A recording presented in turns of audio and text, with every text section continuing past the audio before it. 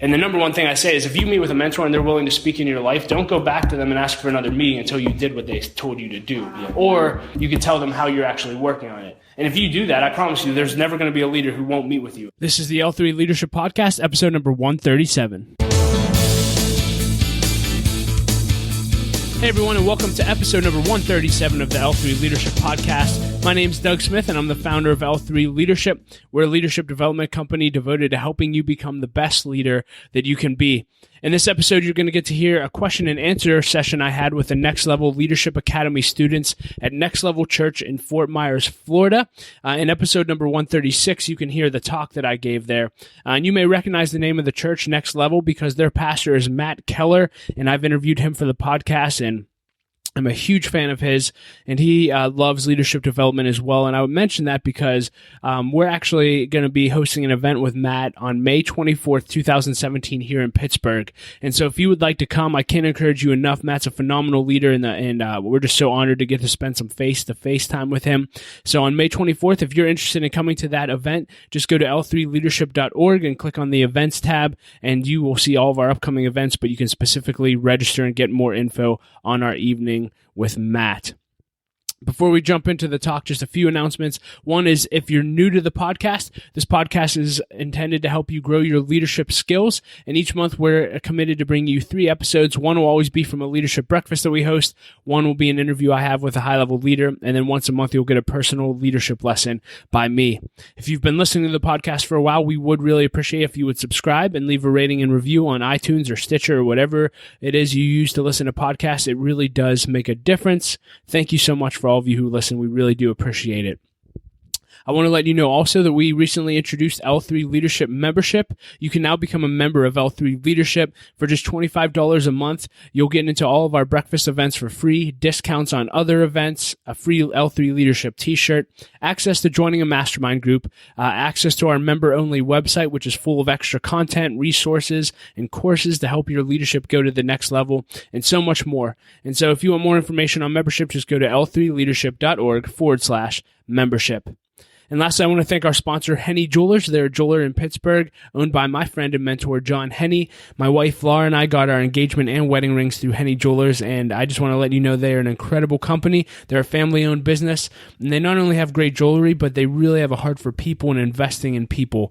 John gave Laura and I a book to help us prepare for our marriage, and he has been investing in me as a leader, a dad, and a husband now for a few years. And I just appreciate him so much. He's a past speaker at one of our breakfasts. He's also been interviewed for this podcast, so I encourage you to check those out as well. But if you're in need of a good jeweler, just go to hennyjewelers.com.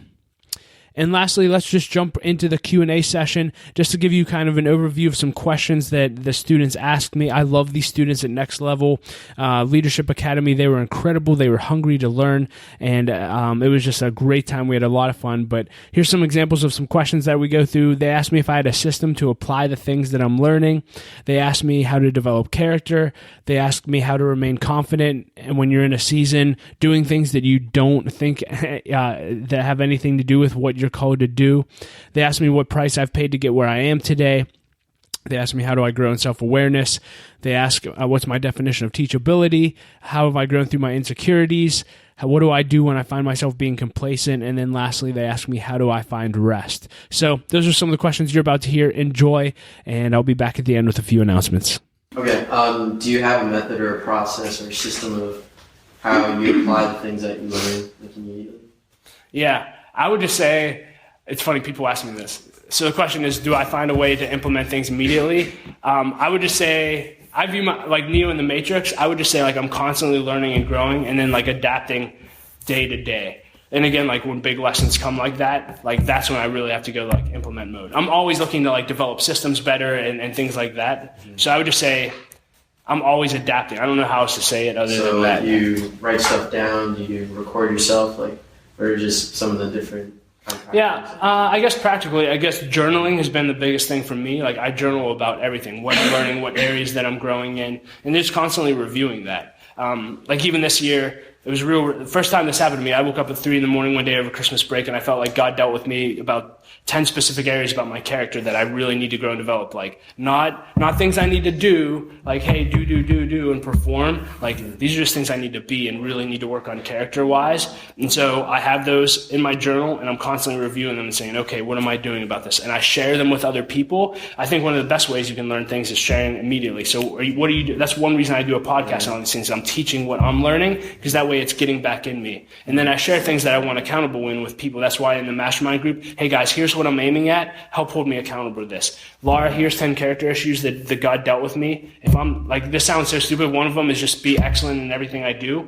And even when I dress, everything. And like a small bullet point on that is don't fart in front of Laura. Literally, because I'll fart at home, like, think nothing of it. My wife thinks that's gross. So I guess I haven't grown that much, Ben. But like, I'll fart, and Laura will say, oh, that sounds pretty excellent. And it's like, she drops the mic and, like, walks upstairs. And then, but again, it's like, when people know what you're aiming at, it helps you grow and develop, if that makes sense. And then I'm always scheduling leader lunches. So one thing when I was your guys' age, Pastor Larry would bring people in just like this, and they would speak. And he said, you guys should ask every single person that comes in and speaks, ask them out to coffee. And again, guys with guys, girls with girls, and things like that, or in a group setting, and just pepper them with questions. So always be collecting questions. And then that's actually how I started my podcast. I did that for 10 years, and I got to spend time with some cool leaders, and all my peers started saying, wow, I wish I could. And I thought you could if you just asked. Don't be afraid to ask. Like, you'd be surprised who will spend time with you. I'm shocked constantly. In fact, there's a great 1.5-minute clip of Steve Jobs. Just YouTube, Ask Steve Jobs. It's 1.5 minutes. When he was 14 years old, he called the CEO of Hewlett Packard and asked him how to build some like IP board. And that led to a summer internship when he was 14 years old, building these boards for the CEO of Hewlett Packard. And so Steve Jobs basically said, I try to return the favor now. He was willing to spend time with a 14-year-old kid. So spend time with leaders. Yeah. So under point 2, you mentioned character development is the most important development. I guess this might be like a 2-part question depending on how you answer, but can you develop leadership alongside your character? Can you give me more context for what you mean by that? Yeah, so like I guess, because like we mentioned, like, you know, before you even start focusing on like how well of a leader you are, you have to develop your character first, and like how would you know, like, once you're not done, because we're always developing our character, but like once you can start to focus on your leadership as well, like, and how you are just as a leader. I would just say they're one and the same. Okay. Like, I know you could be a leader without great character. I've certainly seen that. But in your development, I wouldn't look to them as any differently. Like, if you're really following God, like, you should always be on a character and leadership development journey, I think. And you guys are already on the leadership side. Bill Hybels said it best, always be leading something. So my question is, what are you leading? Even the little responsibilities you may get here, you're getting leadership experience. And don't deem anything insignificant. Ben and I were just talking, what he's doing now is, and getting to start to do here, is really so many of the things that he got to do in some seasons where, I don't know if he loved it or hated it, but God has been developing him for exactly what he's called to do right now for the past 20 years of his career. That's pretty amazing. Yeah. And so God's doing the same thing in you. So you focus on your character and realize that you're building both. And always be building both. You should never end. That's so good. What's up, man? Or did you already ask? I don't want to. No, I Okay, I don't remember. So you mentioned earlier, like in your internship, when you were doing something that didn't really seem that important. Whenever we do things, or we're in a season where we just don't really feel like what we're doing is that important, how do we remain confident that we're still doing what the Lord has called us to do?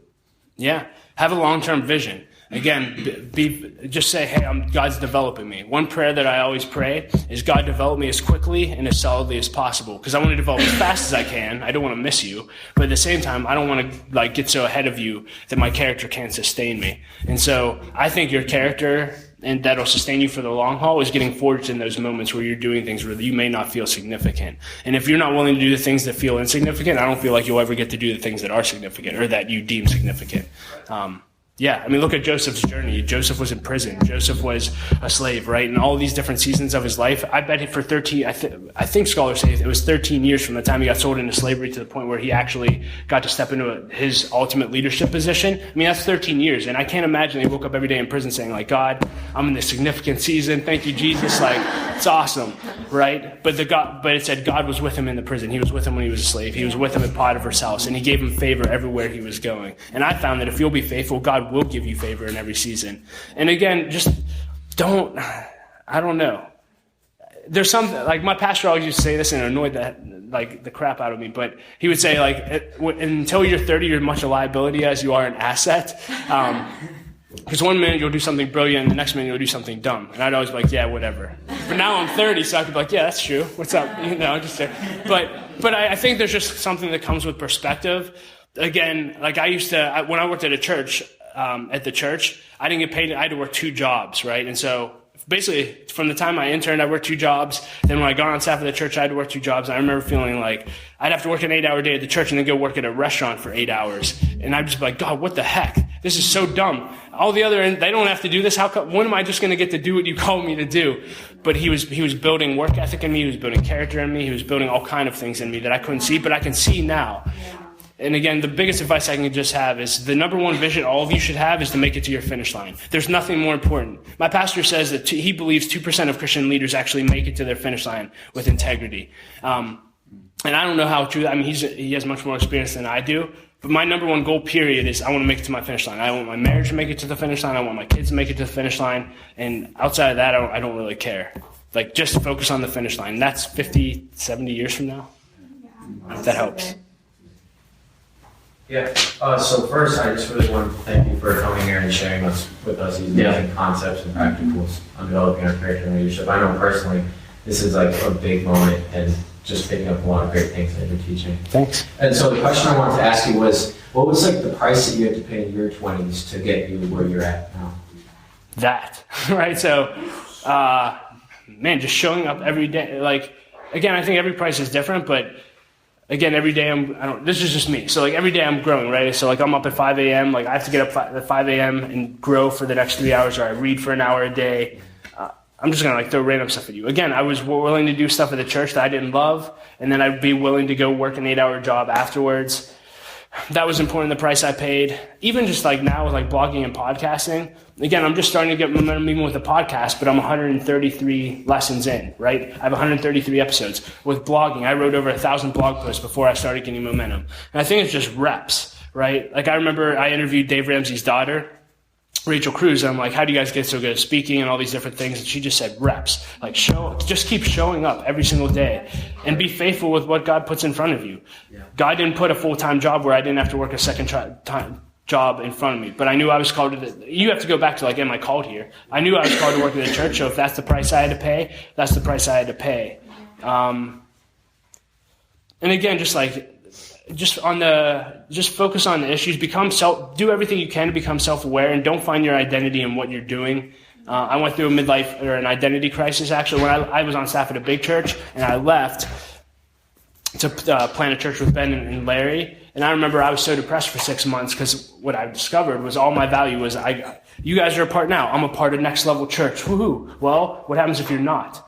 Does that mean you're a nobody, and does that mean you're a loser and that you'll never do what God called you to do? Because that's what I felt like, right? God's never going to use me again. Every opportunity I ever had in life was because of Victory Family Church. Well, you know what God taught me? Every opportunity I had wasn't because of Victory Family Church. Like every opportunity I had was because God opened up a door. And God's not done with you. And so if you guys can learn that more than anything else, like don't put your identity in anything you can lose. And the only thing you can't lose is Christ. So that's the only place you should find your identity. If you can get there, and I'd love to say I'm there, right? But when I think about leaving Light of Life, because I work at Light of Life now. I serve the homeless and you don't. What's up? Right? or you guys might go to take a Facebook picture, but I get to interact with the homeless every day. So like I'm a super Christian. And like I don't actually think that, but when I think about Light of Life, there is a lot of identity in that. And I've been just trying to get into my place in a heart where if L3 didn't exist, if Light of Life didn't exist, if I didn't have a podcast, if nobody knew who I was, would I be okay with that? And more often than not, no, but I'm constantly trying to get to a place in my heart where I would be. Yeah. So it's 10:46. I do want to respect time. I don't know your guys' schedule. I'm glad to answer more questions, or we can end. Okay. I love that you hit on self-awareness because that's actually what I was going to ask you. You seem like a pretty self-aware guy, but it doesn't sound like it started that way. So how did you become more self-aware, like as you grew in leadership and your faith, like all of that? Yeah. So self-awareness, I would say a lot of things. One is being teachable, like Ben said. Matt's book on the key to everything is great, but just be teachable. And if people give people permission to speak into your life, and don't just give them permission and say like, speak into my life, and then not do anything with what they say. Like, take what they say seriously and show them. I didn't put this in my notes, but I have an ebook that I wrote called like Making the Most of Mentoring. It's my step-by-step process for getting meetings with mentors, but also what I do. And the number one thing I say is if you meet with a mentor and they're willing to speak into your life, don't go back to them and ask for another meeting until you did what they told you to do. Or you can tell them how you're actually working on it. And if you do that, I promise you, there's never going to be a leader who won't meet with you. If you go back to them and say, here's everything you told me to do, here's what I did, what's next? Yeah. Do you know how rare that is? But become someone who's constantly teachable. Always be growing, I would say. There's tons of personality tests and I guess I don't know Will Hutcherson that well, but I guess he's like an expert on some of these things like Strength Finders, Myers-Briggs, DISC assessment. Take as many of those as you can. And every couple of years, take them, because you may start to think you know yourself, but you may have grown and you're always adapting. But I think those are extremely helpful in becoming self-aware. I think growing your relationship with God helps you self-aware. And then being willing to go to counseling or therapy and go through curriculum like that book, Changes That Heal. Like that book really, really, really helped me, because there's 4 sections. One's bonding. Like, did you get bonding as a child? Did you get boundaries? Have you learned to grow into adult? And I forget what the 4th one is, but really, I had none of those things when I was a child, and so I had to learn to get those things in my life so I can get to a healthy place. And I wouldn't say I've arrived as a healthy leader. I still have a lot of issues that I have to work through, but it's been a start. Yeah. Yeah. So you were talking about teachability. What's your personal definition of teachability? Oh man, You're in the teachability house, so you better get to yeah. I don't know if I'm not good at like creating definitions of things, but I would say this, like my view on it is I want to be everything that God called me to be. Like that's always my vision. And if I am really serious about that, then I have to be open to whatever correction God's going to give me, whatever correction other people will give me. And I believe that God puts people in your life for a reason. And so if Ben spoke, here's a teachability example that I haven't followed through on yet. Ben and I met in November. Ben's known me for 15 years, and he spoke into my life, and he knows me. And this is so true. He said, when's the last time you just got away with God and been alone and been completely quiet with no agenda? And I'm like, never. Like ever. Right? And he's like, you need to get that on the calendar, because if you don't, like, it's going to hold you back. It's going to be a lid in your life. And I know that's true. So he brought it up again. Just last night when we were driving, I got to put that on the calendar, and I need him to hold me accountable. I'm thankful for friends that do that. So for me, I'm just always looking. And again, sometimes people want to speak in your life, and you're like, yeah, like eat the hay and spit the sticks, right? But for the most part, it's like if someone wants to speak into my life, like let's go, because I want to be all I can be, if that makes sense. Yeah. So you're talking about, sorry. I'm trying to be fair, right? The people pleaser in me is coming out. Everyone gets a question. So you were talking about how you had the lid of insecurity. What was some of the ways that you got past that, or continuing to get past that? Yeah, I would say continuing to get past that. I think we always deal with insecurity. But again, some of the things I already mentioned, right? It's knowing who you are in Christ and finding that out, and looking for what am I finding my security in that I shouldn't be. And more often than not, it's all the wrong things. One thing that really helped me, surround yourself with people, again, a lot of things I already said, like surround yourself with people who do things and you can speak truth, and that you can be honest with and saying, you know what, I don't feel like I'm a leader, I feel horrible, I feel dumb, and have people that can actually say those are all lies. When you guys get married, that'll really help. If you get married, your spouse will help a lot. My wife's constantly encouraging me. Yeah. It looks like there's a pretty good ratio in here, like even. Just a thought. I was speaking to a group of young leaders once, and I said something like that. I'm like, do you guys ever, I didn't say like hook up, but like, I'm like, do you guys ever get together? And they're like, they all point at this one kid, and they're like, no, but he's tried with every girl here. And it was like, and you guys are laughing like no one laughed. And the kid's face are bright red, and he like looked like he wanted to die. It was beautiful. But anyway, I don't know if that answered your question, but I think I already spoke to that a lot. Anybody else? So what do you do when you start to feel like you're becoming complacent? When I'm becoming complacent, I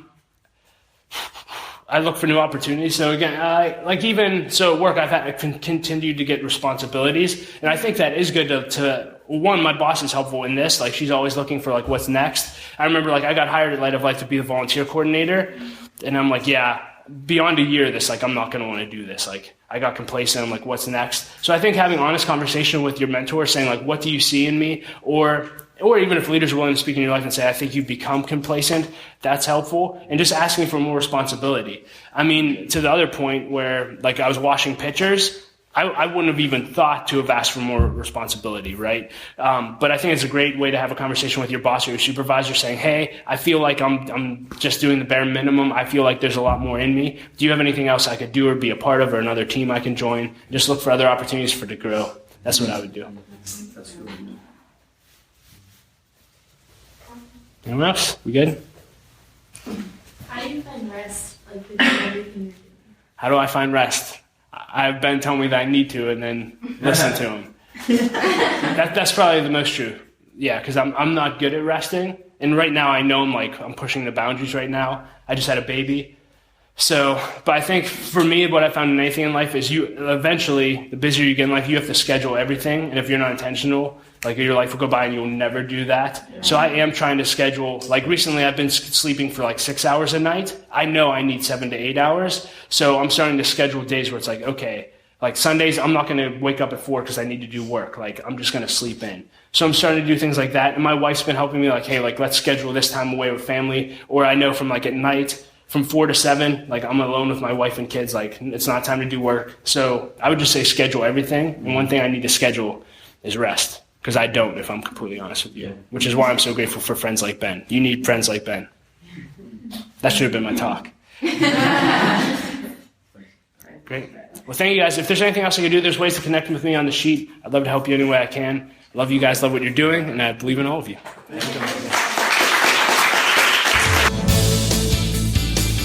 Hey everyone, thank you so much for listening to my question and answer session with the Next Level Leadership Academy students. You can find questions and show notes and at l3leadership.org/episode 137. I want to thank our other sponsor, Bab Inc. They're an insurance broker and third-party administrator consulting firm in Pittsburgh, and they're led by my friend and mentor, Russell Livingston, who has a huge passion for developing next-generation leaders, which is why he partners with us and hosts our monthly leadership breakfast, and we just appreciate them so much. But if you or your organization has any insurance needs, they're doing some really unique things in that space. Check them out online at babbins.com. That's BABBINS.com. And as always, if you want to stay in touch with everything we're doing at L3 Leadership, our website is the best place to find out how to do that. You just sign up for our email list and you'll start to get emails of everything happening and that's coming in the pipeline. And you can also get a free copy of my ebook, Making the Most of Mentoring, which is my step-by-step process for getting meetings with leaders. As always, if you enjoy this podcast, I would love it if you would subscribe and leave a rating and review. It really does make a difference. Thanks for being a listener. And as always, I like to close with a quote. And here's one that I absolutely love. It's one of my all-time favorites. John Cotter said this. He said, "Most people don't lead their lives. They accept them." Most people don't lead their lives, they accept them. And that is an absolute fact. And I just want to encourage you, lead your life, be intentional, and watch what happens. Thanks for listening and being a part of L3 Leadership. My wife, Laura, and I appreciate you so much, and we will talk to you next episode.